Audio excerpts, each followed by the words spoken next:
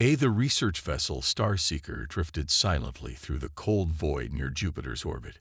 Inside the ship's bridge, Captain James Miller stood with his hands clasped behind his back, watching the gas giants swirling storms through the main viewport. The ship's mission was simple: collect data about Jupiter's moons for potential mining operations. Nobody expected first contact to happen here, 365 million miles from Earth. The alert klaxon shattered the peaceful silence. "Unknown vessel detected," called out Officer Pete Wilson from his monitoring station. It's massive, sir. Nothing like we've ever seen before." Miller turned away from the viewport just as a massive shape emerged from behind Jupiter's largest moon. The alien ship was easily 20 times the size of the Starseeker, its hull gleaming with an otherworldly purple metal that seemed to absorb light rather than reflect it. "Open all frequencies," Miller ordered, keeping his voice steady despite his racing heart. "This is Captain James Miller of the Earth research vessel Starseeker. We come in peace."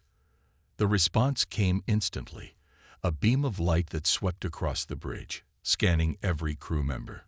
Before anyone could react, a hologram materialized in the center of the bridge. The alien figure stood nearly 8 feet tall, its body covered in what appeared to be living armor that pulsed with internal light. "We are the Dominion," the creature announced in perfect English, its voice resonating with artificial translation. "Your primitive scanning technology triggered our sensors. How amusing that such a backward species has managed space travel." Miller felt his jaw tighten, but maintained his diplomatic composure. "We may be young as a spacefaring species, but we are eager to learn and share knowledge." The alien commander made a sound that might have been laughter. "Share knowledge. Your species is barely past using combustion engines. We have ruled this galaxy for 10,000 years. There is nothing you could possibly teach us." "Every species has something to offer," Miller responded firmly. "We request peaceful diplomatic relations." The hologram's armor pulsed faster, showing what seemed like irritation. "The Dominion does not request. We command. Your species has 2 options: submit to Dominion rule as a protectorate race, or face immediate extinction. Your primitive weapons cannot harm our ships. Choose wisely." The bridge crew looked at Miller, tension thick in the air. Humanity's first contact with alien life, and it had turned into an ultimatum. Miller thought about Earth, about his family back home, about the 7 billion lives that would be affected by his next words. He straightened his back and looked directly at the hologram. "With all due respect," he said clearly, "humanity does not respond well to threats. We would rather die on our feet than live on our knees." The alien commander's armor turned a deep, angry purple. "You would doom your entire species out of pride." "Not pride," Miller corrected. "Principle. We're not afraid of you." "Then you are even more primitive than we thought," the hologram declared. "Your species lacks the basic intelligence to recognize superior power. This will be a quick conquest." Miller allowed himself a small smile. "You might find that humans are full of surprises." The hologram disappeared, and the massive alien ship began to move.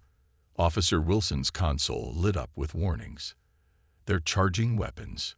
Send the emergency signal to Earth," Miller ordered calmly. "Tell them everything. And add this message: they expect us to surrender. Show them how humans fight instead." The Starseeker shuddered as the first alien weapon struck its hull. Miller gripped his chair, but remained standing. If these were humanity's first steps into a larger galaxy, they would not be taken on their knees. As his ship burned around him, Miller thought he finally understood why humanity had always looked to the stars with both hope and fear. The galaxy was vast, beautiful, and utterly uncaring about human survival. But that was fine. Humans had never needed anyone's permission to survive. The Starseeker's last transmission reached Earth just as the ship broke apart under the Dominion's weapons. Humanity's first contact had ended in violence, but they had maintained their dignity. Now, the real test would begin. The war for Earth's survival was about to start, and the Dominion was about to learn a harsh lesson about human determination. 3 days after the Star Seeker's destruction, the skies above Earth turned purple. The Dominion war fleet arrived without warning, their massive ships blocking out the sun over major cities across the globe. Humanity's first alien invasion had begun. "They're everywhere," muttered General Robert Hayes, watching the monitors in the Pentagon's command center. Each screen showed a different city under attack. New York, London, Tokyo, Moscow. The alien ships hung in the air like dark clouds, raining destruction. Earth's military forces fought back with everything they had. Fighter jets screamed through the sky, missiles launched from submarines, and ground forces fired their heaviest weapons. But their attacks seemed to dissolve harmlessly against the aliens' energy shields. "Sir," called out a young lieutenant, "the Chinese just lost Beijing. The Russians have lost control of Moscow. London is dark.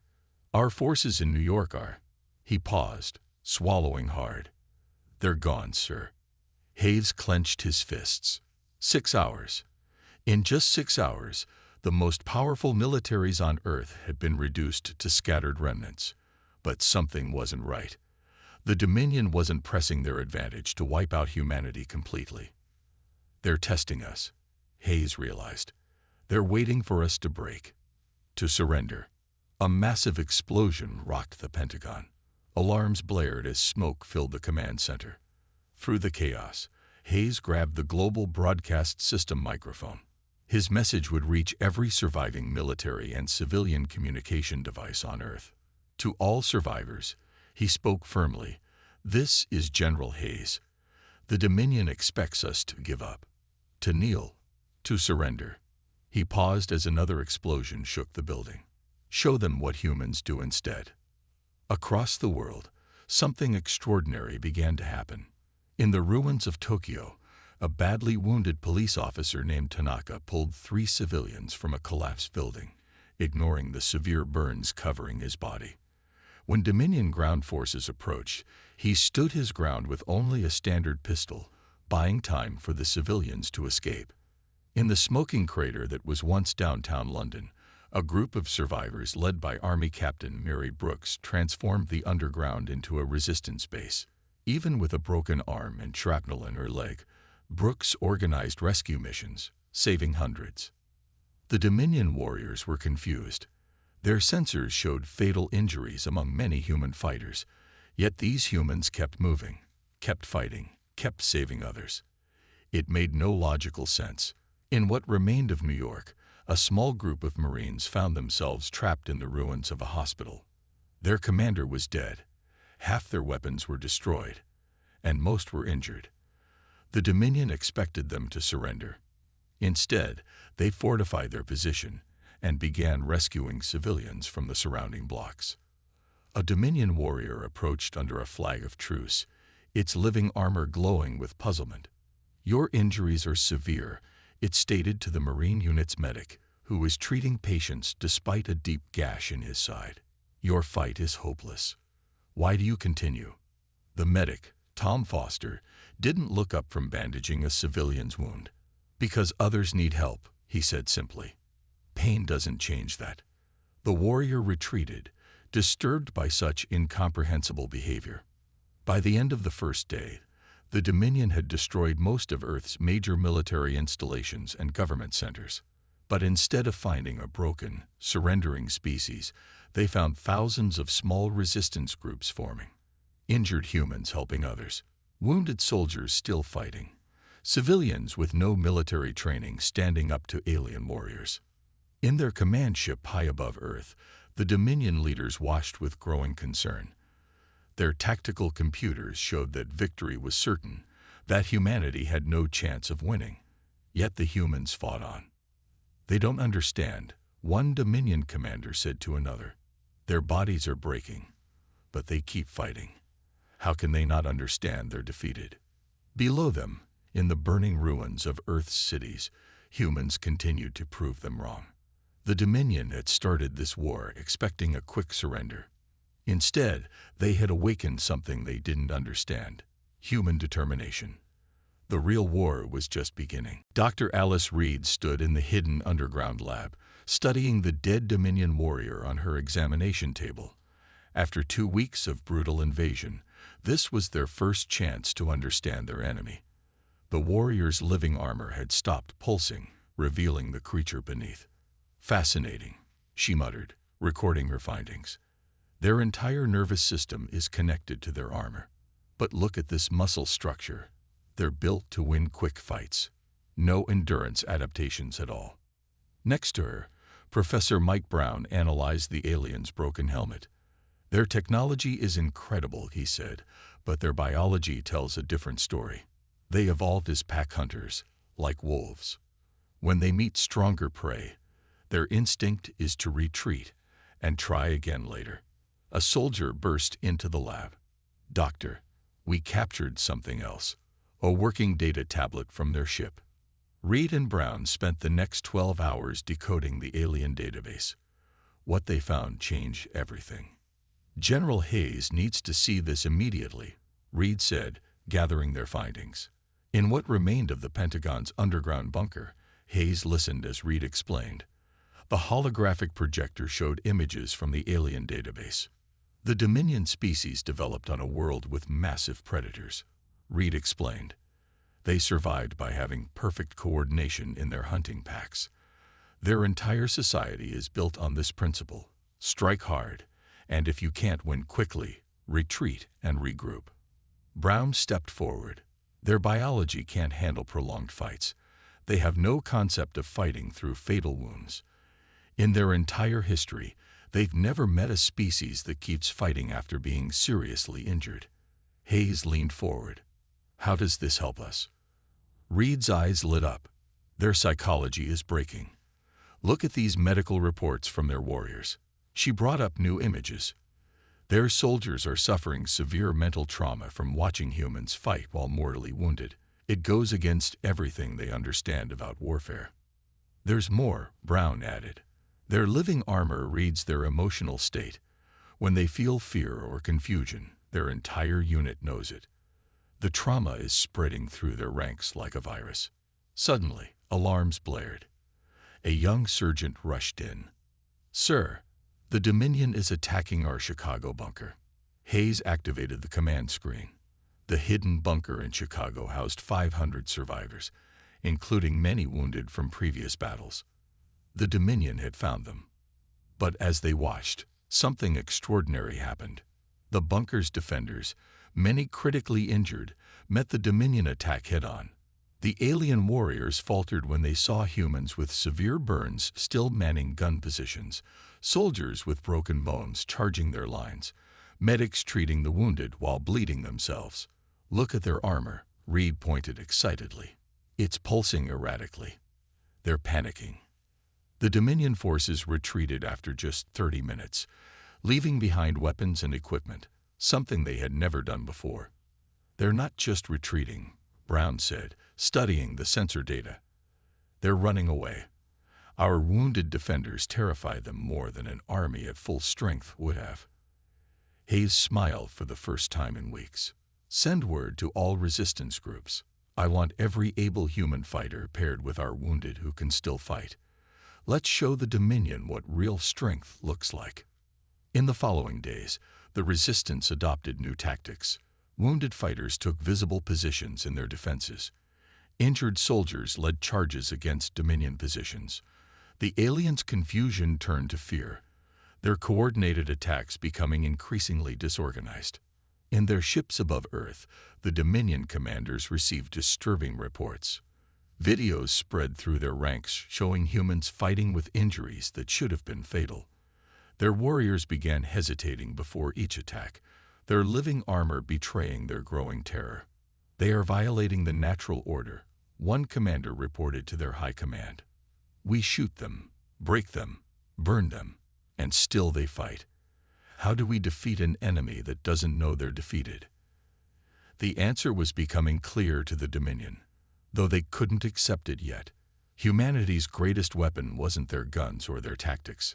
It was their unbreakable will to fight on, no matter how broken their bodies became. The tide of war was about to turn. Major Jack Wilson stared at the holographic display, showing the massive Dominion command ship hovering above the ruins of Sydney. His small team of 6 soldiers represented humanity's best chance at striking back. Each person was chosen not just for their skills, but for their proven ability to keep fighting despite severe injuries. Remember, Wilson addressed his team in the stealth shuttle. Our objective is their central computer core. Dr. Reed's virus will turn their living armor against them. We just have to reach the core. The team checked their captured Dominion weapons one last time. Among them was Lisa Turner, still walking despite a barely healed broken leg. Mark Rogers, with burned scars covering half his body. Emily West, who had lost an eye in the London battle but remained one of their best shots. Approaching the command ship's blind spot, reported their pilot. Ready for drop in 30 seconds. The team's stolen Dominion access codes worked perfectly. They landed in a maintenance bay, undetected, but their luck wouldn't last long. Movement ahead, West whispered, her remaining eye spotting danger. Full patrol, 12 warriors. The firefight was brutal and quick. The humans took down the patrol, but Turner took a plasma bolt to her already injured leg. The wound was severe.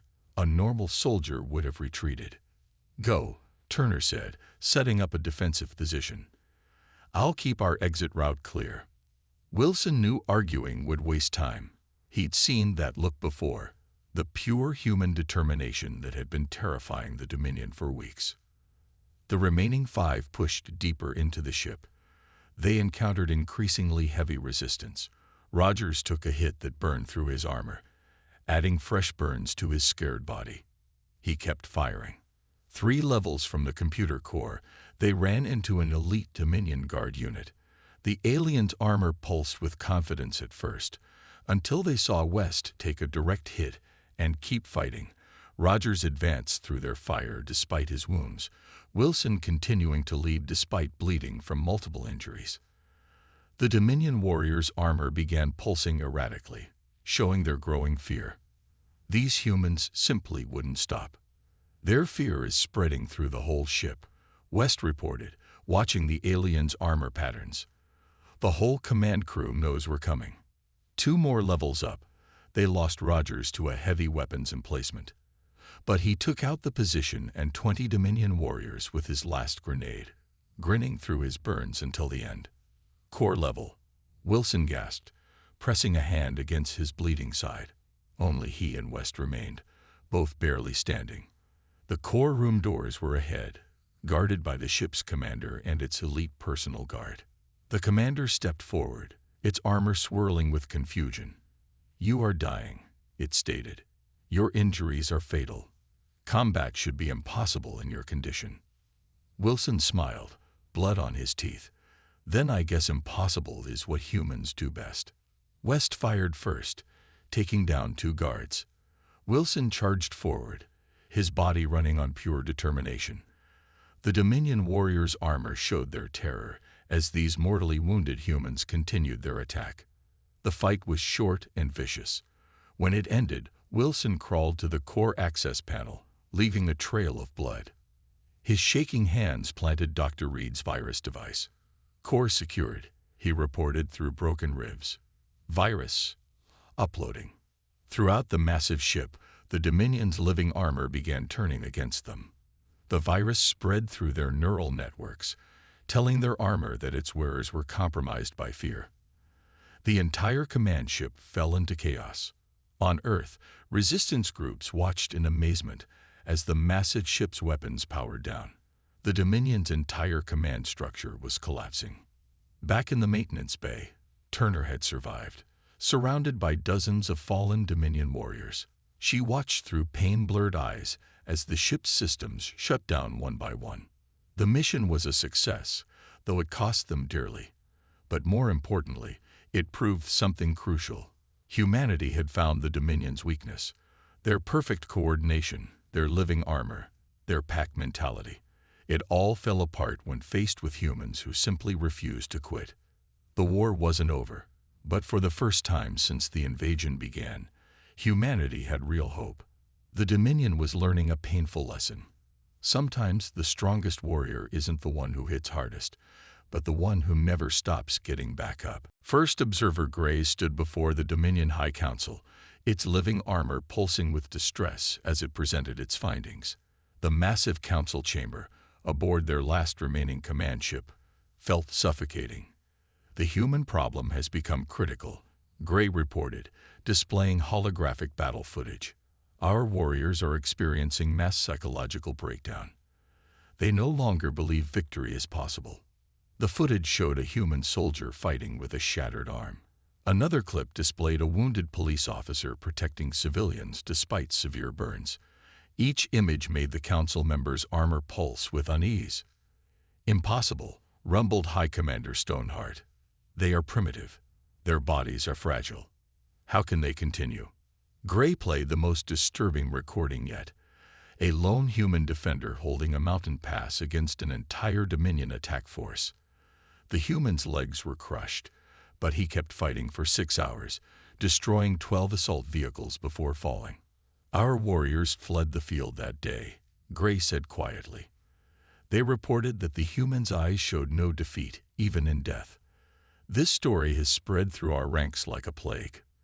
In the council chamber, the living armor of several leaders began pulsing erratically. Fear was contagious among their kind, spreading through their neural networks. 3 more colony worlds have requested withdrawal from the war, another counselor reported, armor flashing with anxiety. They say their warriors refuse to fight humans. The term unkillable is being used. High Commander Stoneheart slammed a fist down. They die. We've killed millions of them. They are not unkillable. But they don't act dead until they are dead, Gray countered. Our warriors are used to enemies who retreat when wounded. Humans don't. Look at this. The next footage showed a human medical center. Doctors and nurses with injuries continued treating patients. Wounded soldiers guarded the perimeter. Everyone was hurt, but everyone kept working.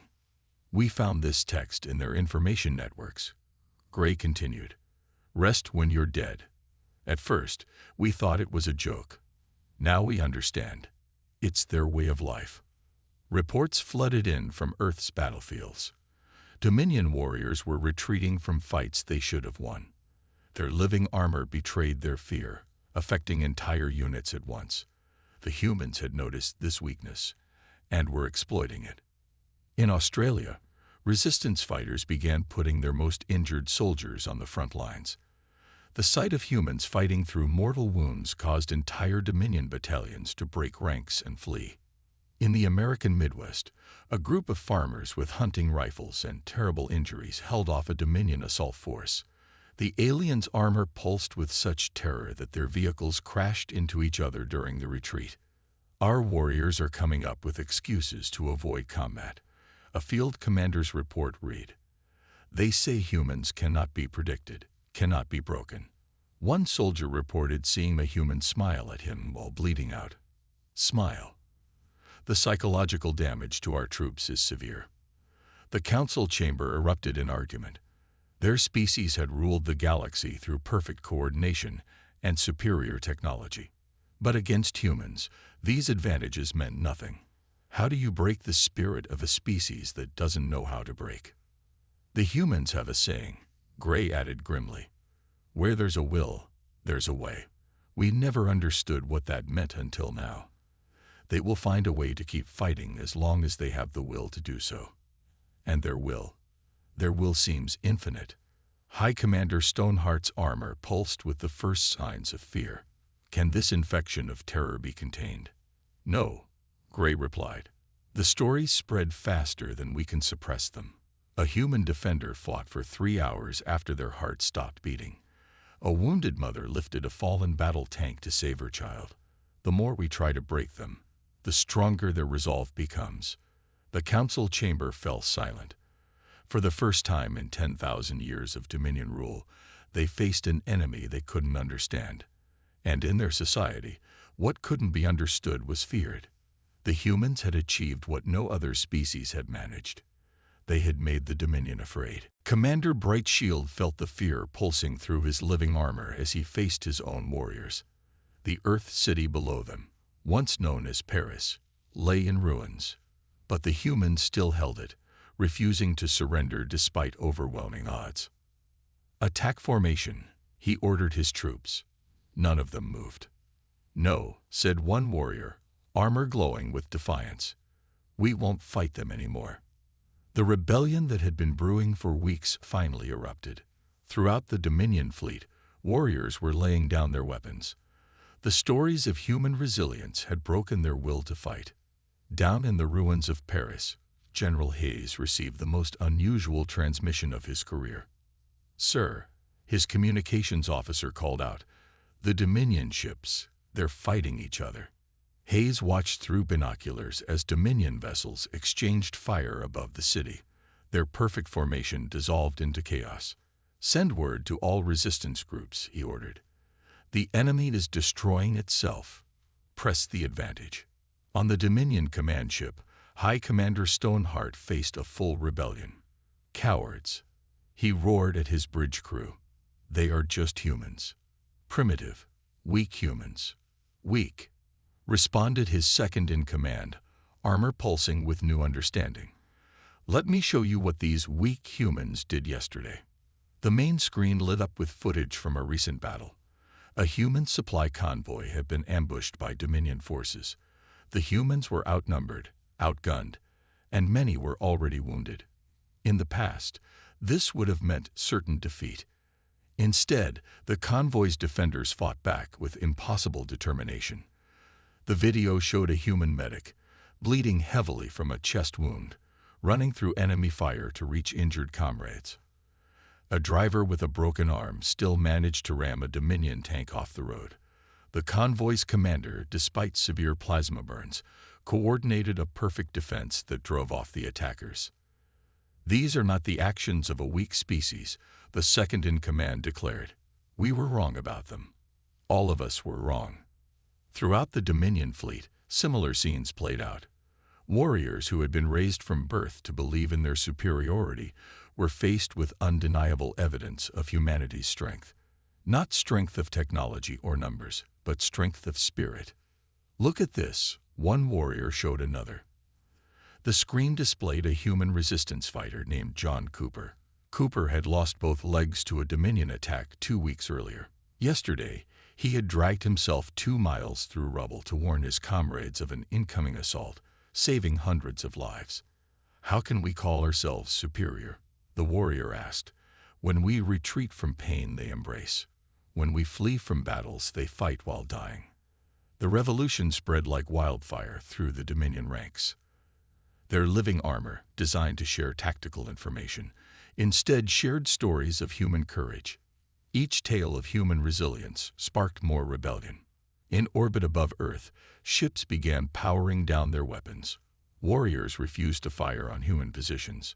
Some Dominion units even began providing medical aid to human civilians, their understanding of strength forever changed. High Commander Stoneheart made one last attempt to regain control. He ordered the destruction of Earth from orbit, but when he gave the command, his own bridge crew arrested him. "The humans have taught us something," Brightshield announced to his fellow rebels. "True strength isn't about superior weapons or perfect coordination. It's about continuing to fight for what you believe in, no matter how broken you become." General Hayes received the formal communication at sunset. The Dominion fleet was standing down. The warriors had chosen to end the war, not because they couldn't win, but because they no longer wanted to break the spirit of a species they had come to respect. In the ruins of cities worldwide, humans emerged from their shelters to see Dominion ships retreating from Earth's orbit. Their determination had not only protected their planet, but had changed their enemy's entire worldview. The war wasn't over yet. The High Command still had loyal forces, but the Dominion's perfect unity was shattered, broken by the incredible human will to survive. 6 months after the invasion began, Earth's skies finally cleared of Dominion ships.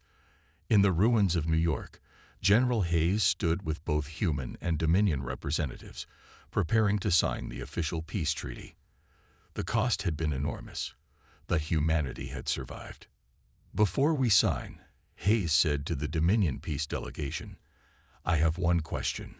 Why did you really stop fighting?" Former Commander Brightshield, his living armor now pulsing with calm blue lights, stepped forward. "Let me show you something." He activated a hologram showing the final battle that had ended the war. It was footage from the assault on the Loyalist High Command's last stronghold in orbit. The Dominion rebels had joined forces with human fighters for this attack. The scene showed human soldiers, many still recovering from previous injuries, fighting alongside Dominion warriors. When a Loyalist gas attack hit the human troops, the Dominion forces expected them to fall back. Instead, the humans put on breathing masks and kept advancing, even as the gas burned their skin.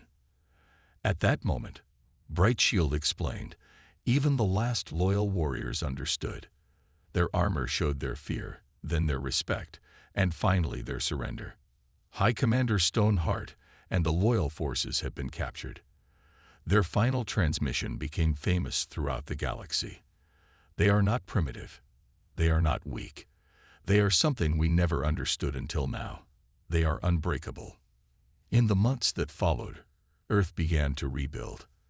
The peace treaty included not just an end to hostilities, but a complete change in how the Dominion saw humanity. They requested to learn from humans to understand the source of their incredible resilience. Dr. Reed, still walking with a limp from her own war injuries, became Earth's chief liaison with Dominion scientists. "They keep asking me to explain how humans can ignore pain, keep fighting with fatal wounds, continue helping others while dying," she told Hayes. "They don't understand that we don't ignore the pain.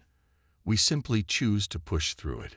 The story of Tom Foster, the medic from the early days of the invasion, had become legend among the Dominion. Even their children now knew how he had treated patients for 3 days straight with a severe wound in his side, stopping only when he finally collapsed. He had survived, and now helped train both human and Dominion medical teams. "The galaxy is changing," Brightshield told Hayes as they signed the peace treaty. "Other species ruled by the Dominion are learning from Earth's example. They're learning that true strength isn't about having the best weapons or the strongest bodies. It's about having the will to keep going when every logical reason says you should stop." The treaty included a remarkable clause. Earth would help train Dominion warriors in what they called human persistence. In return, the Dominion would share their advanced technology, but with a warning. "You have proven worthy of these tools by showing you have the wisdom to use strength properly."